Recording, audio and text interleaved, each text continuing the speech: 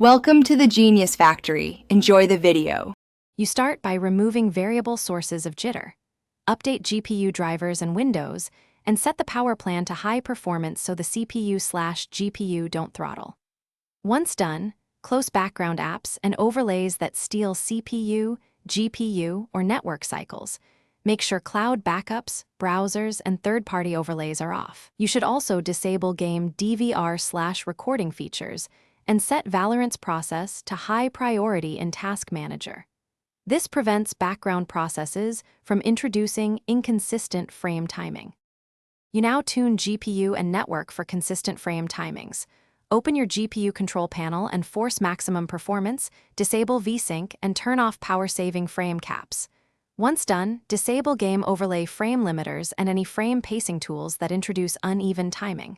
For the network, switch to wired Ethernet, assign a stable DNS like 1, 1, 1, 1 or 8, 8, 8, 8, and disable Wi-Fi or mesh features that add jitter.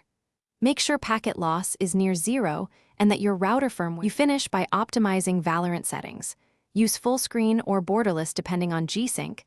Set FPS limit to 0 for uncapped or to a multiple of your refresh rate for stability, and lower shadows and AA to reduce CPU/GPU spikes.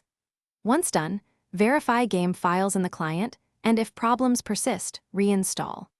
If jitter remains, run a network trace to check packet loss and jitter. One key troubleshooting tip: test with a different router or hotspot to isolate ISP or router issues quickly. Thanks for watching. If you found this helpful, don't forget to like and subscribe.